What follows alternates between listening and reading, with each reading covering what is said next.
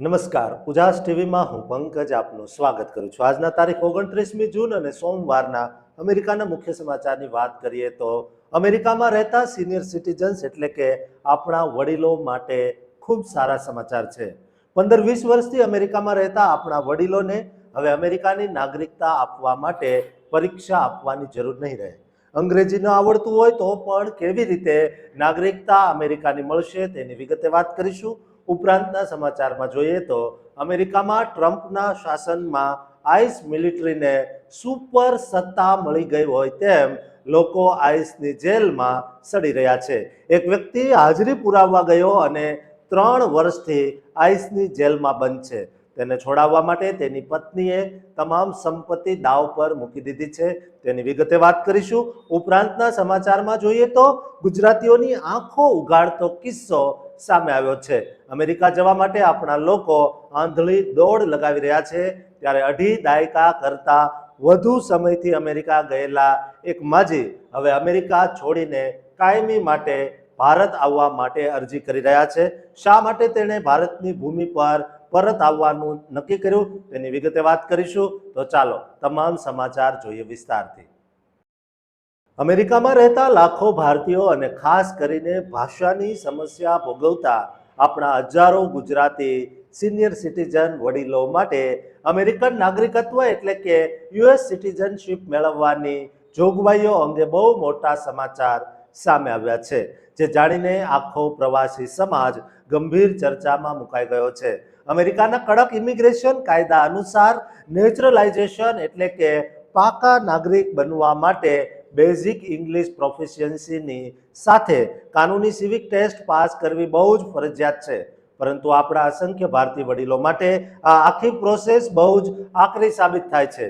જોકે American immigration કાયદામાં અમુક ઉંમરલાયક અને ગંભીર રીતે બીમાર લોકોને આ ઓફિશિયલ ટેસ્ટમાંથી મોટી કાનૂની છૂટછાટ અને માતૃભાષામાં ઇન્ટરવ્યૂ આપવાની અદ્ભુત સવલતો સત્તાવાર રીતે આપવામાં આવી છે।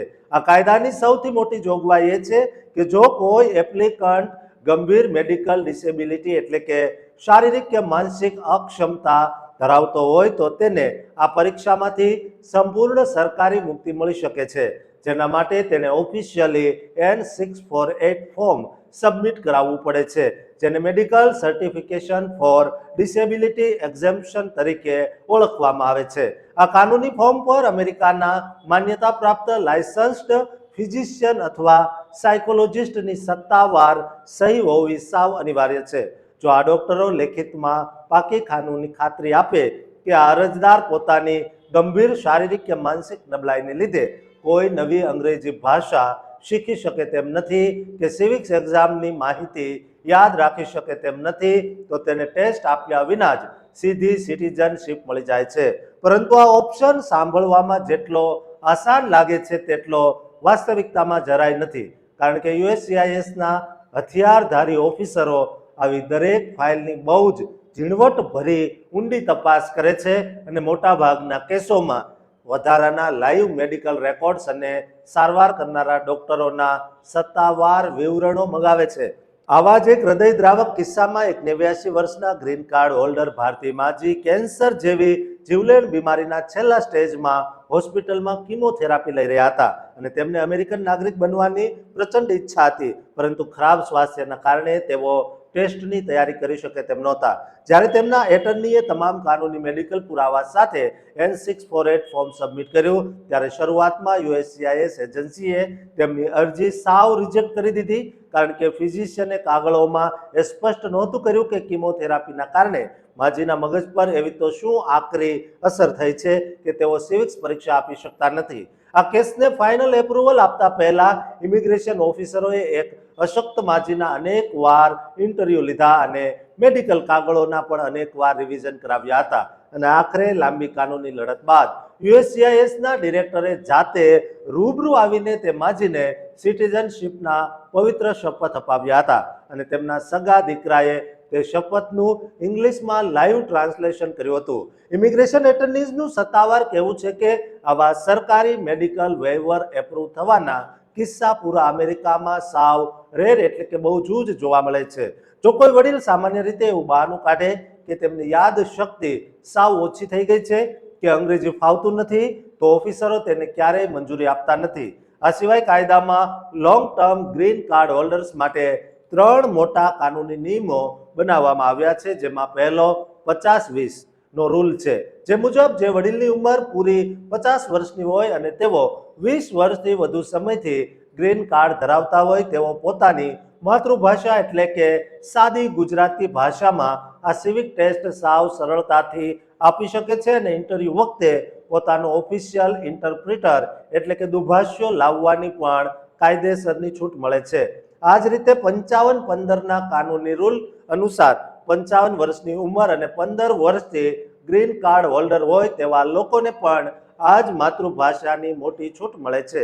જ્યારે પાસપોર્ટ મેળવવાનો સૌથી મોટો ત્રીજો નિયમ 65-20 નો રૂલ છે, જે અંતર્ગત 65 વર્ષથી વધુ ઉંમર ધરાવતા અને 20 વર્ષથી પાકું ગ્રીન કાર્ડ રાખતા વડીલો પોતાની માતૃભાષામાં ઇન્ટરવ્યુ આપવાની સાથે જ સિવિક્સ એક્ઝામિનેશનનું સાવ સિમ્પ્લિફાઈડ વર્ઝન એટલે કે બહુ જ આસાન અને ટૂંકી પરીક્ષા આપીને પાકા અમેરિકન નાગરિક બની શકે છે. પરંતુ આ તમામ અપવાદોનો અર્થ એવો બિલકુલ નથી થતો કે કોઈ પણ સિનિયર સિટીઝન વગર પરીક્ષાઓએ સીધો નાગરિક બની જશે. વાસ્તવિકતામાં વર્ષ 2010ના સમયથી જ આ ડિસેબિલિટી વેવરના તમામ ધારાધોરણો અને ઓફિશિયલ રિવ્યુની પ્રક્રિયાઓ બહુ જ કઠોર અને કડક બનાવી દેવામાં આવી છે. ચાલુ ટ્રમ્પ 2.0ના શાસનની અંદર તો નેચરલાઇઝેશનની અસલી પરીક્ષાઓને પ્રવાસીઓ પાસે વધુ અઘરી અને જટિલ બનાવવા માટેના મોટા સરકારી પ્રયાસો શરૂ કરી દેવામાં આવ્યા છે, જે આપણા વડીલો માટે આગામી સમયમાં બહુ મોટો પડકાર સાબિત થશે. દોસ્તો, આપણા ગુજરાતી વડીલો 55-20, 55-15, 60-20ના રૂલમાં ઘણા આવતા હોય છે. તેમને આ વિડીયો શેર કરજો, કારણ કે તેમના માટે આ વિડીયો ખૂબ મહત્વનો સાબિત થશે અને આ ચેનલને સબસ્ક્રાઇબ કરવાનું ચૂકતા નહીં. અમેરિકાની ધરતી પરથી ત્યાં રહેતા લાખો અનડોક્યુમેન્ટેડ પ્રવાસીઓ અને ખાસ કરીને ગ્રીન કાર્ડની આશા રાખતા આપણા ગુજરાતી પરિવારોના કાળજા ધ્રુજાવી દે તેવા બહુ જ ચોંકાવનારા સમાચાર સામે આવ્યા છે. આ સમાચારને લીધે ટ્રમ્પ શાસનની કઠોર નીતિઓની વચ્ચે વિદેશીઓના ભવિષ્ય પર બહુ મોટો ભયાનક પ્રશ્ન ઊભો થયો છે. અમેરિકામાં ગેરકાયદે રીતે એન્ટર થઈને કોઈ યુએસ સિટીઝન સાથે કાયદેસર લગ્ન કર્યા હોય, આઈસ ઓફિસમાં નિયમિત હાજરી પુરાવી હોય અને ગ્રીન કાર્ડ આવવાની બિલકુલ તૈયારીમાં હોય તો પણ ગમે તે ઇલીગલ ઇમિગ્રન્ટને જેલમાં જવાનો ભયાનક વારો આવી શકે છે. આ કઠોર નીતિનો ભોગ બનેલી હીધર એલન બારિયો નામની એક અમેરિકન મહિલાએ તેના અનડોક્યુમેન્ટેડ પતિ રાફેલને છોડાવવા માટે વકીલોની કાનૂની ફી ભરવા પોતાનું સુંદર મજાનું ઘર વેચી માર્યું છે અને હાલમાં તે ભાડાના ઘરમાં રહેવા આવી ગઈ છે.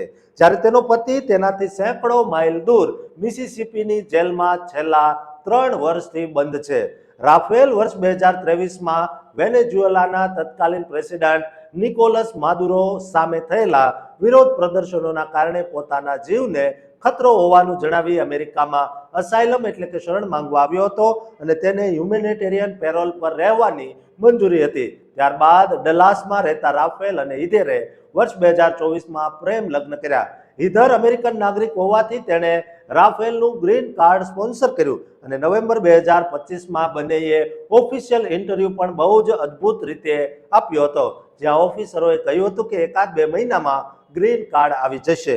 પરંતુ આ ઇન્ટરવ્યુના થોડા જ દિવસોમાં ટ્રમ્પ સરકારે વેનેઝુએલા સહિતના 39 દેશોના લોકોના અસાયલમ અને ગ્રીન કાર્ડ સહિતના ઇમિગ્રેશન બેનિફિટ્સ રોકી દીધા હતા, જેના લીધે રાફેલનું ગ્રીન કાર્ડ લટકી પડ્યું.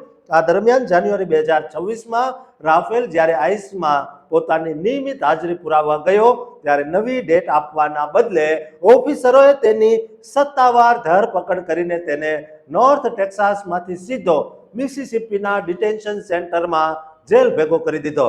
રાફેલનો કોઈ ક્રિમિનલ રેકોર્ડ ન હોવા છતાં દોસ્તો તે 6 મહિનાથી કેમ જેલમાં રખાયો છે તેના એનબીસી ન્યૂઝના સવાલ પર આઈસ એજન્સીએ સત્તાવાર જણાવ્યું કે રાફેલ બાઇડેનના કાર્યકાળમાં ઇલીગલી આવ્યો હતો અને હાલની ટ્રમ્પ સરકાર ઇમિગ્રેશન લોનો સખ્તાઈથી અમલ કરી રહી હોવાથી કોઈને પણ બોન્ડ પર છોડવામાં નહીં આવે. રાફેલના વકીલ અને અન્ય એટર્નીઝનું કહેવું છે કે ગ્રીન કાર્ડ એપ્લિકેશન પેન્ડિંગ હોવા છતાં આ રીતે અનડોક્યુમેન્ટેડ લોકોને ગમે ત્યારે પકડીને ડિપોર્ટેશન પેપર્સ પર સાઇન કરવા મજબૂર કરવા એ સાવ ખોટું છે. ચિંતાજનક સસ્પેન્સ એ છે કે રાફેલની જેમ જ છેલ્લા 6-8 મહિનામાં સંખ્ય અનડોક્યુમેન્ટેડ ભારતીયો અને ગુજરાતીઓને પણ આઈસ ઓફિસમાં હાજરી પુરાવતી વખતે કે ઇમિગ્રેશન કોર્ટની માસ્ટર હિયરિંગ દરમિયાન રસ્તા પરથી પકડીને સીધા ડિપોર્ટ કરાયા છે અથવા જેલમાં પૂરી દેવાયા છે, જે ચાલુ જૂન 2026ના મહિનામાં પ્રવાસીઓ માટે બહુ મોટો કાનૂની ફફડાટ બની ચૂક્યો છે. દોસ્તો, આપણા ઘણા લોકો ગેરકાયદે રહે છે. ઘણા લઈએ અમેરિકનો સાથે લગ્ન કર્યા છે કે ગ્રીન કાર્ડ હોલ્ડર સાથે લગ્ન કરીને ગ્રીન કાર્ડ મેળવવાની આશા છે. તેમના વિડીયો શેર કરજો, જેના કારણે તેઓ સતર્ક અને સાવધાન બની શકે. દોસ્તો, આ ચેનલને સબસ્ક્રાઇબ કરવાનું પણ ચૂકતા નહીં. અમેરિકા જવા કે અમેરિકાનું પાકું નાગરિકત્વ મેળવવા કરોડોની સુખ સાહેબી કોઈને જેકપોટની જેમ મળી હોય, પણ 94 વર્ષની પાકી ઉંમરે એક માજીને તે તમામ વૈભવ અને અમેરિકન પાસપોર્ટને કાનૂની રીતે સાવ લાત મારીને પોતાની પવિત્ર માતૃભૂમિની માટીમાં અંતિમ શ્વાસ લેવા માટે ભવ્ય ભારતીય નાગરિક બનવાની જીદ પકડી લે, ત્યારે તે દેશભક્તિના અદ્ભુત દ્રશ્યો પાછળના અસલી સસ્પેન્સનું સત્ય જાણીને તમારી છાતી ગર્વથી ફૂલી જશે. આજના ભૌતિકવાદી સમાજ અને વિદેશ જવાની દોડતા યુવાનો સામે બહુ જ મોટું પાઠ એટલે કે લેસન સમાન આ વિડીયો છે. દોસ્તો, અખંડ ભારતની ધરતી પર પૂરા વિશ્વમાં વસતા એનઆરઆઈ પરિવારો અને ખાસ કરીને વિદેશી પાસપોર્ટ પાછળ ઘેલા થયેલા આપણા ગુજરાતના લોકોની આંખો ઉઘાડી નાખે તેવો કિસ્સો સામે આવ્યો છે. દોસ્તો, આ પ્રેરણાદાયી ઐતિહાસિક અને સત્તાવાર સમાચાર જાણીને આખા દેશવાસીઓમાં ભારે ગર્વની લાગણી છવાઈ ગઈ છે. સામાન્ય રીતે જ્યારે કોઈ ભારતીયને અમેરિકાની સિટીઝનશીપ મળી જાય ત્યારે તે સાવ પાગલ થઈ જતો હોય છે, પરંતુ આંધ્રપ્રદેશના એક 94 વર્ષના વયોવૃદ્ધ માજીની કહાની દુનિયાભરથી કંઈક અલગ છે અને અનોખી છે. આ મહાન દેશભક્ત માજીનું નામ કોંડાગંટા મહાલક્ષ્મમ્મા છે, જેઓ જિંદગીના છેલ્લા પડાવમાં પોતાના દેશમાં એક ગર્વ અનુભવતા ભારતીય તરીકે જ કાયમ માટે અંતિમ શ્વાસ લેવા માંગે છે. પોતાની આ પવિત્ર ઈચ્છા પૂરી કરવા માટે તેમણે અમેરિકન સરકારની સર્વોચ્ચ સિટીઝનશીપ સત્તાવાર રીતે સરેન્ડર કરાવીને ફરીથી ભારતીય નાગરિકત્વ મેળવવા કાનૂની અરજી સબમિટ કરી દીધી છે. આ કટોકટી ભર્યા કિસ્સાની અસલી પૃષ્ઠભૂમિ એવી છે કે આજથી આશરે 26 વર્ષ પહેલા તેમના પતિનું કમનસીબ અવસાન થતા મહાલક્ષ્મમ્મા વર્ષ 2000ની સાલમાં કાયમ માટે અમેરિકા ચાલ્યા ગયા હતા અને ત્યાંના પાકા ઓફિશિયલ સિટીઝન પણ બની ગયા હતા. તેમનો સગો દીકરો અમેરિકામાં એક બહુ મોટો પ્રતિષ્ઠિત ડોક્ટર છે, પરંતુ અમેરિકામાં વર્ષ 2018 સુધી લાંબો સમય રહ્યા બાદ મહાલક્ષ્મમ્માનું દિલ વતનની માટી માટે સતત તરસતું હતું, જેથી તેઓ આખરે ઇન્ડિયા પાછા આવી ગયા હતા અને તેમણે પોતાનો કિંમતી અમેરિકન પાસપોર્ટ પણ સત્તાવાર કાનૂની રીતે સરકારને સરેન્ડર કરી દીધો હતો. હાલમાં તેમની પાસે ઓસીઆઈ એટલે કે ઓવરસીઝ સિટીઝન ઓફ ઇન્ડિયાનું કાર્ડ ઉપલબ્ધ છે. તેઓ ભારતમાં ચાહે ત્યાં સુધી સાવ કાયદેસર રહી શકે છે, પરંતુ તેમને માત્ર રહેવામાં નહીં પણ પાક્કા ભારતીય નાગરિક કહેવડાવવામાં અસલી રસ છે, જેથી તેમણે ગત 23 જૂન 2026ના રોજ જિલ્લા કલેક્ટર સમક્ષ રૂબરૂ હાજર થઈને ઇન્ડિયન સિટીઝનશીપ માટે ઓફિશિયલી એપ્લાય કર્યું હતું અને ઇન્ડિયાના સિટીઝનશીપ રૂલ્સ 2009ના સેક્શન 38ની કાનૂની જોગવાઈ હેઠળ ભારતના બંધારણ પ્રત્યે વફાદાર રહેવાના પવિત્ર સોગંદ એટલે કે શપથ ગ્રહણ કર્યા હતા.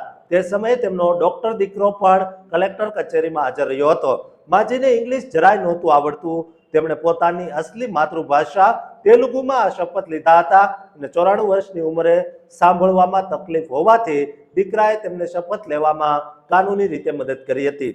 આ અદ્ભુત શપથવિધિનો વિડીયો સોશિયલ મીડિયા પર બહુ જ રીતે વાયરલ થયો. આ મામલો જિલ્લા કલેક્ટર વી વિનોદ કુમારે મીડિયા સમક્ષ અત્યંત ભાવુક થઈને જણાવ્યું કે 23 જૂનનો દિવસ તેમના જીવનનો સૌથી ખાસ દિવસ હતો. જ્યારે તેમણે માજીને પૂછ્યું, તમે આ ઉંમરે કેમ ફરી ભારતીય બનવા માંગો છો, ત્યારે મહાલક્ષ્મમ્માએ કાળજું ઓગાળી દેતો અદ્ભુત જવાબ આપ્યો કે હું ટૂંક સમયમાં જ મારા જીવનના 95 વર્ષ પૂરા કરવાની તૈયારીમાં છું અને મારી અસલી ઈચ્છા છે કે હું જ્યારે મારો છેલ્લો શ્વાસ લઉં ત્યારે હું અમેરિકન નહીં પણ એક પાકી ભારતીય હોઉં અને મારા અંતિમ સંસ્કાર મારા પોતાના વતન દેશમાં ગામડાની પવિત્ર માટીમાં જ થાય. કલેક્ટરે માજીની આ ફાઇલ તાત્કાલિક મંજૂરી માટે કેન્દ્રીય ગૃહ મંત્રાલયને સત્તાવાર મોકલી આપી છે.